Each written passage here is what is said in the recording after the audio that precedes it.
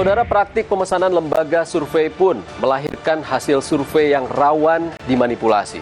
Perhimpunan Survei Opini Publik Indonesia atau Persepi pun mencatat ada 42 lembaga survei abal-abal yang menerbitkan hasil survei bermasalah. Lalu bagaimana cara membendung lembaga survei abal-abal yang rawan memanipulasi survei? Sejumlah lembaga survei kian berlomba-lomba merilis hasil survei jelang Pesta Demokrasi 2024. Elektabilitas figur capres dan cawapres pun silih berganti bermunculan. Dari sekian banyak lembaga, kerap terjadi perbedaan hasil survei setelah satu capres mampu di posisi unggul. Namun, dalam perhitungan lembaga survei lainnya justru berada di posisi lebih rendah. Berdasarkan survei Litbang Kompas misalnya, Prabowo menempati posisi pertama dengan elektabilitas 24,5%, diikuti Ganjar Pranowo 22,8% dan Anies Baswedan 13,6%. Survei dilakukan dengan wawancara tatap muka pada 29 April hingga 10 Mei 2023 yang melibatkan 1.200 responden dari 38 provinsi. Sementara margin of error diperkirakan sebesar kurang lebih 2,83%. Sementara menurut survei indikator, Prabowo di urutan pertama dengan tingkat elektabilitas 38%, diikuti Ganjar dengan 34,2%, dan Anies di posisi ketiga dengan 18,9%. Survei dilakukan melalui nomor telepon secara acak dengan 1.230 responden pada 26 hingga 30 Mei 2023 dan margin of error kurang lebih 2,9%. Di survei Carta Politika, Ganjar menempati posisi pertama dengan elektabilitas 34,6%, diikuti Prabowo Subianto dengan 28,1%, sementara Anies Baswedan di posisi ketiga dengan 21,4%. Survei dilakukan 2 hingga 7 Mei 2023, melibatkan 1.220 responden yang tersebar di 34 provinsi, melalui wawancara tatap muka langsung dengan kuesioner terstruktur, dan margin of error kurang lebih 2,82%. Menjamurnya lembaga survei jelang pemilu dengan hasil survei yang berbeda-beda patut diwaspadai. Apakah lembaga merilis hasil survei sebagai potret real dan menggunakan kaidah ilmiah yang benar, atau semata-mata untuk penggiringan opini? Andre Rosiade, politisi Gerindra sekaligus tim pemenangan Prabowo Subianto menilai, lembaga survei dapat dimanfaatkan untuk menyusun strategi pemenangan, namun harus cermat menentukan mana yang harus dipercaya. Lembaga survei itu kan memberikan potret kondisi sekarang. Yang kedua, lembaga survei itu memberikan rekomendasi. Kalau misalnya kita kalah, bagaimana kita cara unggul? Kalau kita unggul, bagaimana cara mempertahankan kalau bisa lebih tinggi lagi gitu. Kan ada potret hasilnya, ada rekomendasi. Nah, potret ini pun juga terbagi bagaimana kondisinya, perkembangannya, gitu kan banyak hal survei penting untuk pengenalan wilayah, pengenalan peta kondisi saat ini gitu. Lihat saja track recordnya lembaga survei. Kan lembaga survei ini kan rata-rata sudah bertahun-tahun. Kita lihat aja hasil survei. Ya, kan ada lembaga survei sekaligus menjadi konsultan politik, di mana lembaga survei yang dia lakukan merupakan survei yang bertujuan adalah penggiringan opini. Itu satu. Yang kedua kan ada juga lembaga survei yang betul-betul surveinya dari yang sebelumnya, tahun sebelumnya, pemilu sebelumnya, pilkada sebelumnya, itu hasil surveinya sesuai dengan kondisi real. Sementara Sudirman Said, juru bicara Baca Pres Anies Baswedan menyebut, metode yang digunakan lembaga survei patut menjadi perhatian sehingga tidak menimbulkan hasil yang bias. Sudirman Said juga mengkhawatirkan munculnya lembaga survei yang tidak mengedepankan aspek ilmiah atau abal-abal dapat mempengaruhi tingkat kepercayaan publik kepada lembaga survei secara umum. Ada lembaga survei yang cara surveinya tidak turun ke lapangan tapi kemudian menggunakan telepon, dan yang ditelepon narasumber responden yang itu juga dari waktu ke waktu gitu ya. Jadi tentu saja tidak memberikan opini yang berharga bagi masyarakat karena sudah ada bias gitu. Begitupun ada lembaga survei, sejumlah lembaga survei menggunakan jaringan pengumpul data yang sama.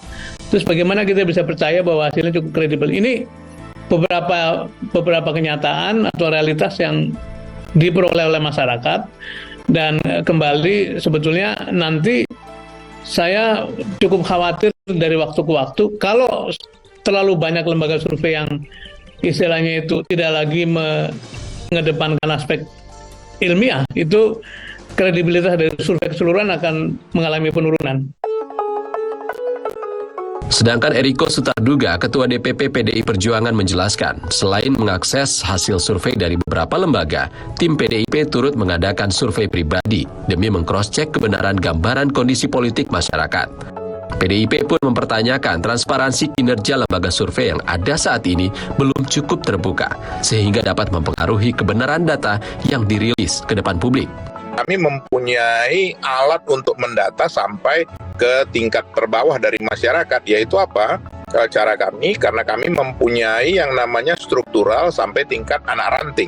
Anak ranting itu ada di tingkat RT RW, Mbak. Nah, dan kami bisa mendapatkan langsung seperti ini. Nah, sebenarnya apa masalahnya kalau misalnya lembaga survei juga menyampaikan siapa yang membiayai? Karena memang selama ini kami melihat mayoritas lembaga survei pasti dibiayai, tidak mungkin membiayai dirinya sendiri. Supaya apa? Supaya lembaga survei ini dengan menyampaikan secara transparan begitu, dia mempunyai pertanggungjawaban moral juga. Artinya bukan hanya memberikan hal yang menyenangkan saja kepada yang memesan survei, tetapi menyampaikan apa adanya hasilnya.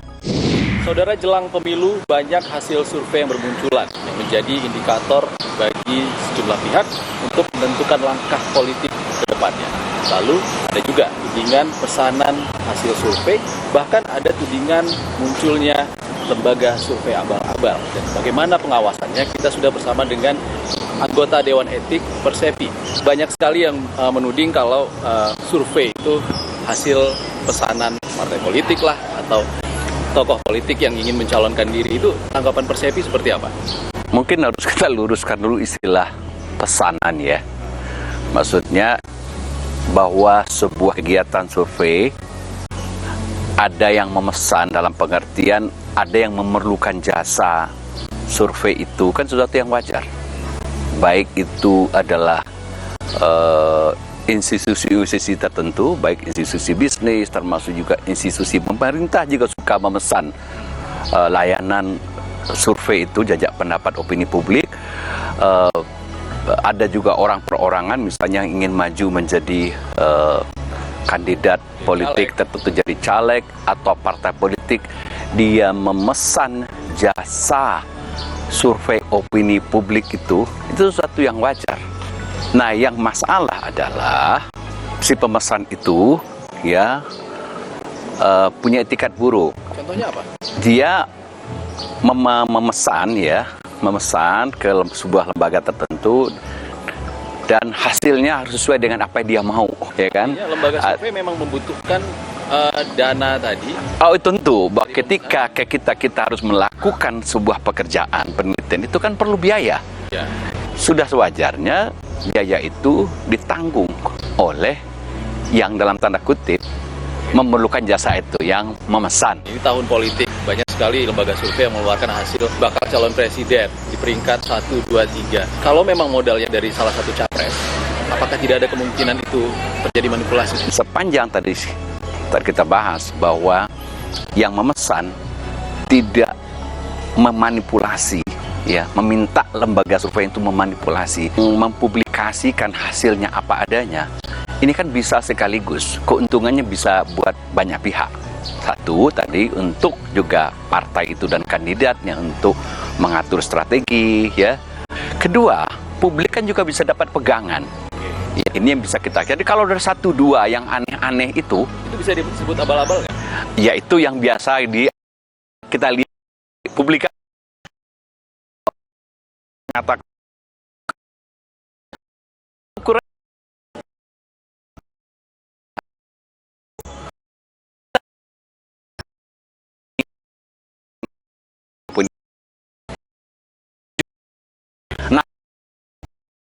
kadang-kadang biasanya itu suka dibikin mirip-mirip. Kedua, kita bisa track dari penelitinya. Jadi kalau di Persepi kita tahu, ya, orang ini tadi walaupun dia kerja misalnya di lembaga A, mungkin pindahnya ke lembaga B. Tiba-tiba ada orang Persepi melakukan kesalahan.